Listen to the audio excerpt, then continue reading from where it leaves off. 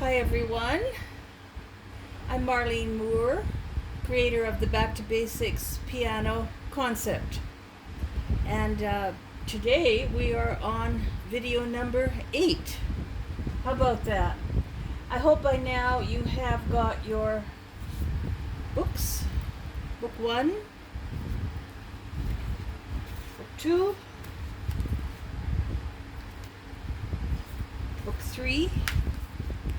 If you are an intermediate student, you will need books 4, 5, 6.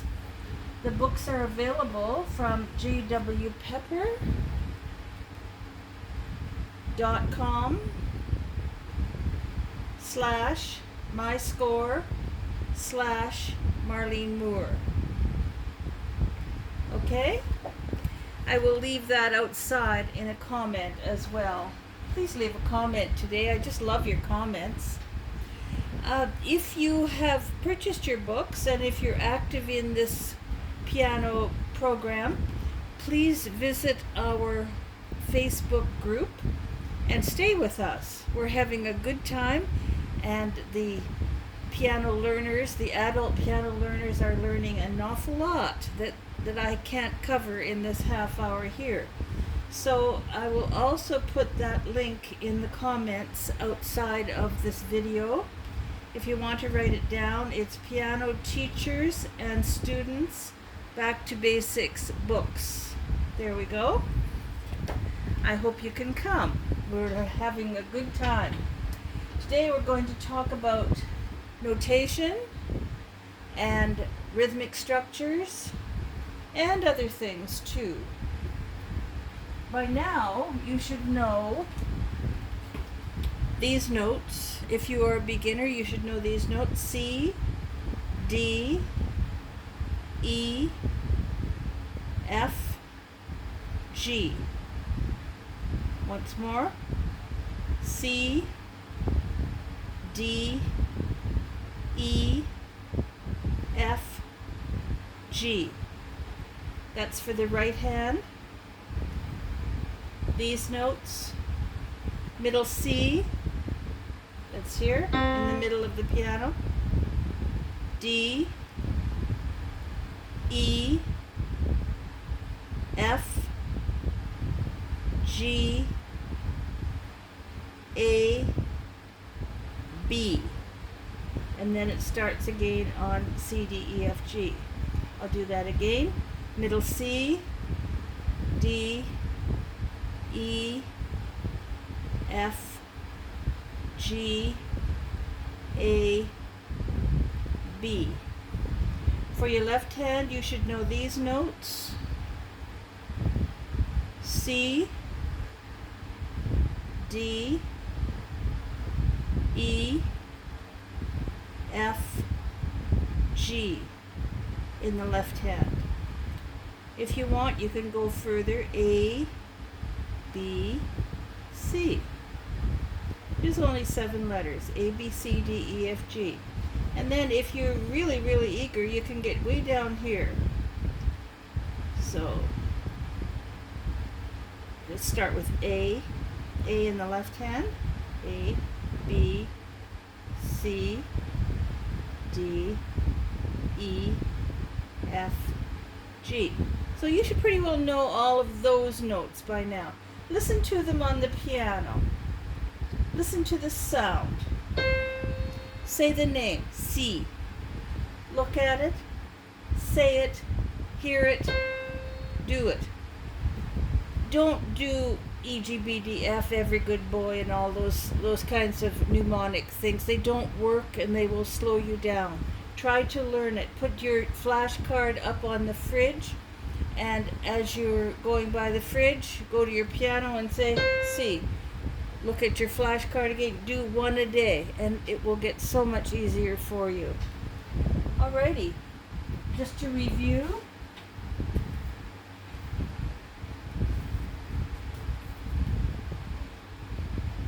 Whole note, half note, quarter note, eighth note. quarter note gets in 4/4 time, the whole note rather will get 4 counts. 1, 2, 3, 4. The whole pie. Half note gets 2 counts. 1, 2. The quarter note gets 1 count. 1. Eighth note gets a half a count, so you need 2 of them because it's only going to say one end. It's one end for 2 of them. Okay?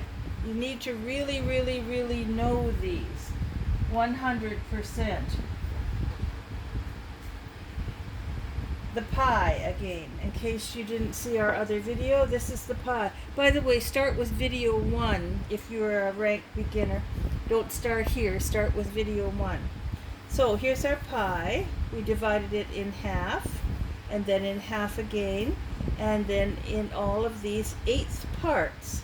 So if we were to play that, it would say 1 and 2 and 3 and 4 and, because each 1/8 note gets a half of a count. It takes 2 of them to make 1 count. So they would say 1 and 2 and 3 and 4 and. Got that? So again, our whole note. Whole note. 4 counts. 1, 2, 3, 4. Say it with me. 1, 2, 3, 4. You're holding it down for 4 counts. It's the piggy. It gets the most out of the sound. Now we have the pie in half, 2 half notes. And we are saying 2 for each of these. So it will be 1, 2, 3, 4. And I'm just playing this on C, but that stands for any place on the piano. If it was up here, it would be 1, 2, 3, 4. Get it? Okie doke. Practice these a lot. These are rhythms, and rhythmic structures are what piano and music in general is made up of. Without rhythm, we don't have music. We need melody, harmony, and rhythm. 1, 2, 3, 4 of them are in the pie now. Each one gets 1 count. 1, 2, 3, 4 is how we would count that. Technically, it's 1 and 1 and 1 and 1. But if you're playing a piece and it's one measure of music from one bar line to the next bar line, we are saying 1, 2, 3, 4. Okie dokie. And the 8ths again. So 1 and 2 and 3 and 4 and. They can be written with the little flags on their tails, or joining hands, or 4 of them can join hands. That's all different ways that composers can write out the 8th notes. They're lots of fun to do. They go the fastest for what we're talking about today. 1 and 2 and 3 and 4 and. 1 and 2 and 3 and 4 and. Music is mathematics. It is the most abstract form of mathematics. So we need to know this. We don't think of music as mathematics, but it is. It is. It's all divided into a set structure, and I'm going to show you more of that idea today. Here we go. It says 4, so we count 1, 2, 3, 4. The bottom 4 just means that the quarter note gets 1 count. This 4 here means that there are 4 beats in each measure. A measure is 1 bar line to the next bar line. So for this C up here, we would say 1, 2, 3, 4. I know you can't see the whole keyboard today, but that's because I have to show you the books up here later, and it's impossible for me to film it any other way. Okay, here we go.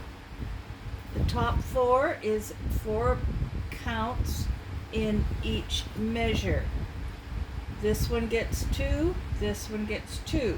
2 and 2 is 4. So we're counting 1, 2, 3, 4.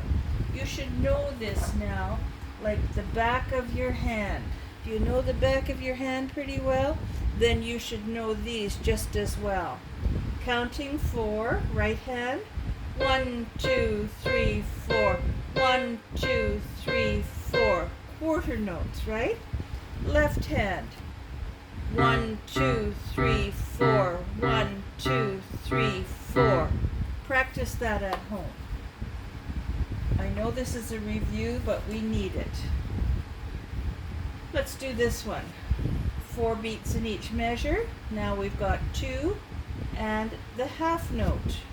So we're going, it always has to add up to 4 in this case. It could be 3, it could be 2, but today they're 4. 1, 2, 3, 4. I tell the little kids, 1, 2, hold down. 3, 4 is hold down. I'll start again. 1, 2, 3, 4. 1, 2, 3, 4. 1, 2, 3, 4. 1, 2, 3, 4. Left hand. 1, 2, 3, 4. 1, 2, 3, 4. 1, 2, 3, 4. 1, 2, 3, 4. It's okay to count out loud. In my experience, and my experience has been, are you ready for this? 50 years of teaching piano and other related musical things. My experience has been that the students who count out loud do the best. So if you're doing peanut butter and you're saying peanut butter, or if you're saying 1 and 2 and, you will do it correctly. After you know the piece, of course, you don't have to count out loud, just when you're learning it. Here we go. 8th notes. Joining hands. Look at that. They're all joining hands except for this half note at the end. Always look at your little piece first. 1 and 2 and 3 and 4 and 1 and 2 and 3, 4. Or you can say for this one, 1 and 2 and 3 and 4 and. You can keep on saying the ands, because the lowest denominator is your 8th notes. I'm going to do that one again. 1 and 2 and 3 and 4 and 1 and 2 and 3, 4. This one in the right hand, counting 4. 1, 2, 3, 4. 1 and 2 and 3 and 4 and 1, 2, 3, 4. Or you could say it this way. 1 and 2 and 3 and 4 and 1 and 2 and 3 and 4 and 1 and 2 and 3 and 4 and. I usually leave out the ands for these because I get breathless. 1, 2. It just gets to be a little bit too much, using too much oxygen at one time. Now, let's continue. I told you that the piano is mathematics. Learning music is mathematics. There is a structure to all things, or so they tell us. The universe is a structure. The concept of music, since the beginning of time, has led to a certain structure. Here it is. If you can, will you please take a screenshot of this? This is about key signatures, which are to do with sharps and flats. Before we talk about all of that, see if you can take your cell phone and actually do a screenshot. I'll hold it here to the count of 10. 1, 2, 3, 4, 5, 6, 7, 8, 9, 10. We're going to talk about this today. Key signatures and what they're all about. And also to do with the piano, which ones are major,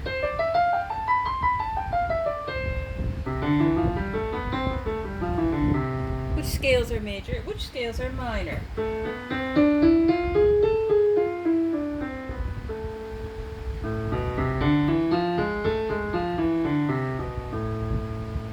They sound different, don't they? But you know what? They are related. Do you have a cousin? And you're related to that cousin. Maybe you look a little bit like that cousin. I don't know. But did you know that C major has a cousin? C major has no sharps, no flats. And that means it has no black keys in it. It's all on the white keys.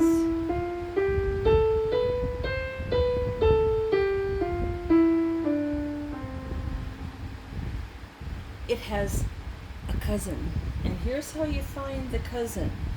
Here's C. And we're going to go down 3 half tones. 1 half tone, 2 half tones, 3 half tones. Did you see what I did there? 1, 2, 3. And where did I land? I landed on A. So I'm using the black keys to show me where the half tones and the whole tones are. The piano is made up of 1, 2, 3, 4, 5, 6, 7, 8, 9, 10, 11, 12 tones. 12 tones. And they are C, C sharp, the black key I'm on, D, D sharp, E, F, F sharp, G, G sharp, A sharp, B, C. And if I'm going down, the names change slightly.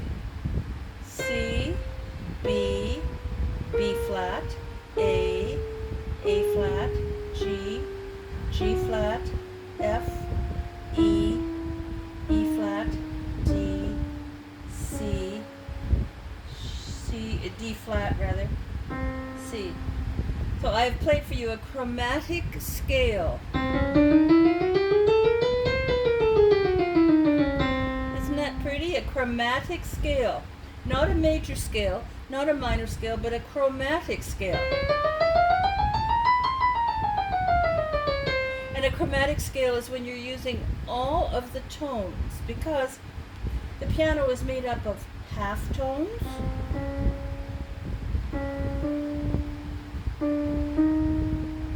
the half tones there, and then another half tone is on the white part. They're all half tones. And whole tones. Whole tones. What would be a whole tone?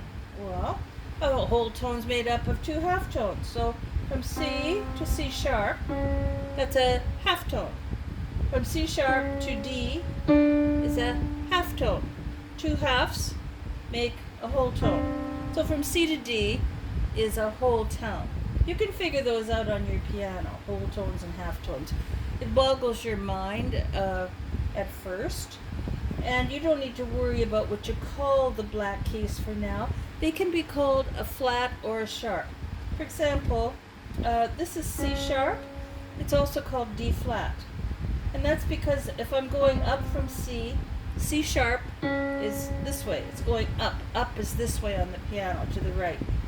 If I'm on D, I'm going down this way to get to that black key, so it's called D flat. You get that? So every black key has 2 names. This one is C sharp or D flat. Let's keep going now. Let's find the next black key. It can be called D sharp or E flat. Got that? They all have 2 names. Like you have 2 names. Do you have 2 names? My name is Marlene Jessie. That's my second name. What's yours? What's your second name? Well, the same with the black keys here. They all have 2 names. The white keys have other names. I'm not going to go into that right now, but for now they just have 1 name. That's C. That's C. That's D. Alrighty, that's taking us up to E flat. This would be D sharp or E flat. Now the next one, their half tone is on 2 white keys. because of the spacing of the black keys, we have to have a half tone once in a while between the two white keys. So between E and F, we have a half tone. And then from F, we go to F sharp, which can also be called G flat, right? And then G can be G sharp or A flat.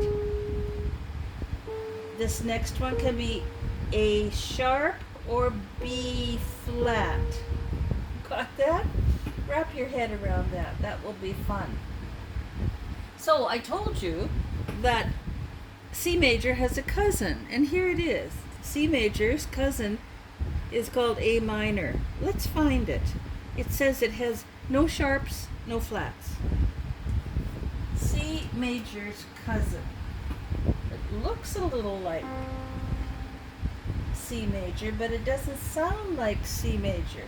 So we're going to go these three half tones down, 3 steps, 3 little half tones, 1 half tone, 2 half tones, 3 half tones. Now I'm going to play C major's cousin that is called A minor. Starts on A, ends on A.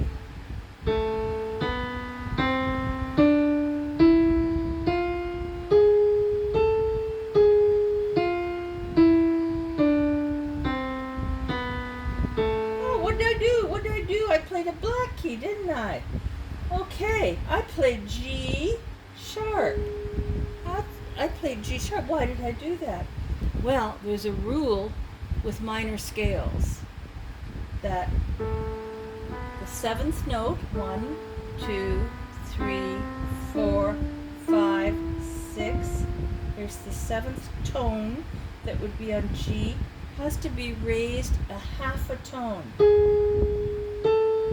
So we get G sharp. So counting 1, 2, 3, 4, 5, 6, 7 is G. And the rule is for minor keys, the 7th note, the 7th tone gets raised a half a tone.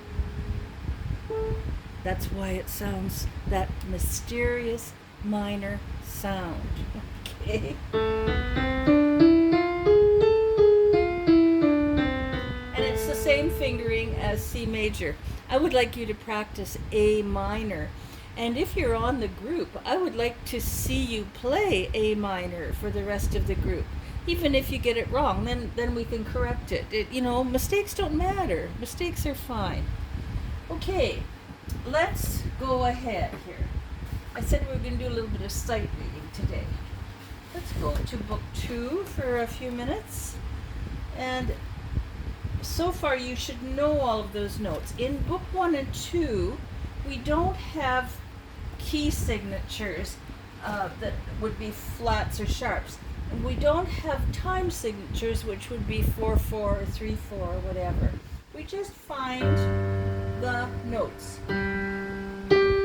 This concept of this note lives here, and we find it on the piano. You don't need to count for book 2 or book 1. You don't need to count.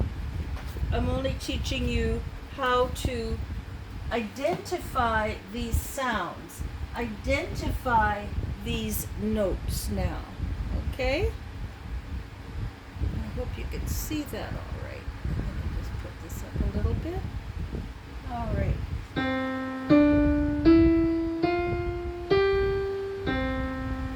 Now, as far as the rote pieces, you don't need to identify these. You just need to be able to play them with your right hand.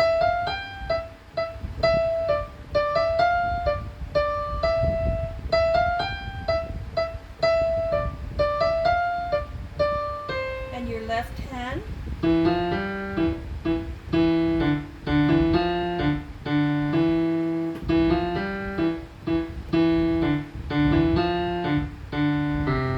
And hands together for book 2.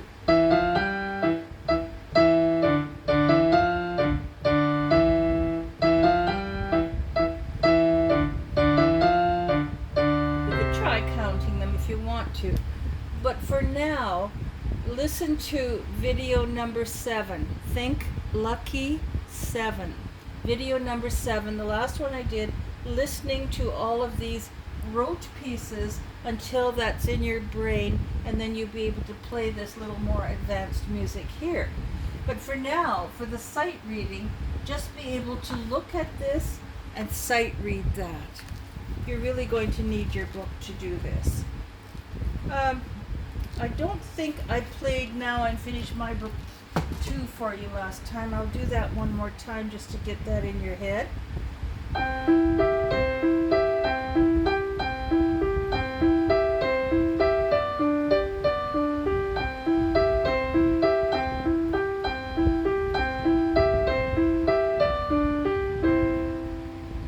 All right, here you write your own song.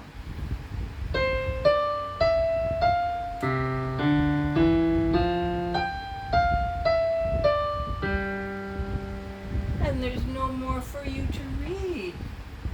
You have to write that, and you should be able to do that now. Just repeat some of this and add your ending, and you're done. Before you know it, you will have your book 2 certificate. Won't that be nice? Let's have a peek at book 3. I already played the rote pieces for you. If you haven't heard them, go back to video number 7, lesson 7, and listen over and over and over again. Go back and listen so that you'll be prepared for the rote pieces. For now, today we're talking about the sight reading. Do you notice there's no time signature? You just play the note, and you don't have to hold it for 4 or 2 or whatever. Just play them. This is just getting you used to what different notes look like until you're ready to have some counting.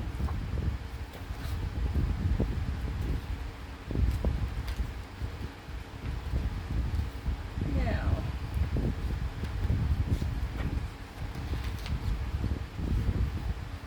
when you get to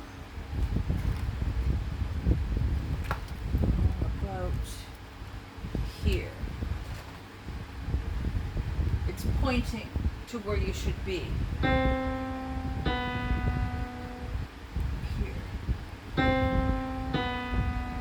Put the arrows in where they go. There's no point in trying to teach you how to count every little note until you are able to identify where those notes live. When you know where all of these notes live, from here to here, all of them, when you have memorized their position on the staff, this is a staff, then you will be more comfortable being able to say 1, 2, 3, 4 or 1, 2, 3 because you already know what those notes look like. So the next phase will be to learn how to count that. And that begins in book 4. I've already played all of these for you. Some of them are a little trickier, and go slow with book 3 as far as the rote pieces go. Go slow. And let's talk about sight reading in general. You know, most people are really, really pretty good at note reading. They're pretty good at that. Most people can read the notes just whiz bang. This is C, this is G, this is G. I hope that you're one of those people. You know what? I wasn't. I'm an auditory learner. So I learn best through sound. And a lot of people do. So sometimes people who are auditory learners need to have a little more practice with sight reading. That's what these books are for, music maps. They're for sight reading, and they give you extra help. They give you extra help.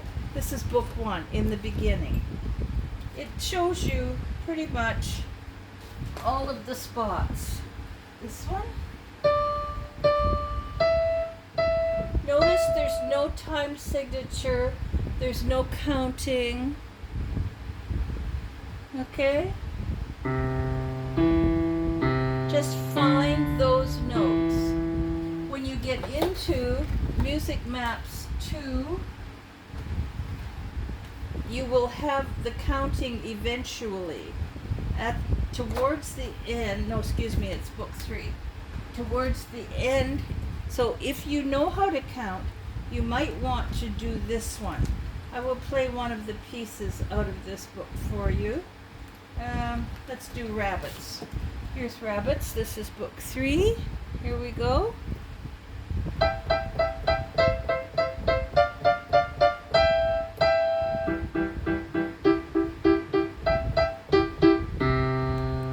Exhausted rabbit at the end.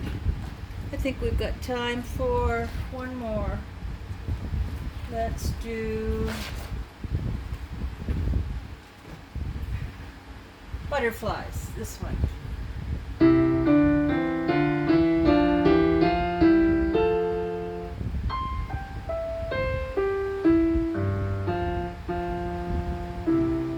And it repeats. Pretty little tune. There's some lovely pieces in that book. So, if you want to reinforce your sight reading, these are the books to get. Music Maps. If you already know how to sight read, you would start with book 3. Well, I've had fun today. I hope you've learned a lot today. If you have any questions, please ask me. That's what I'm here for. Okay. We'll see you on the next video. Join our group on Facebook. Bye for now.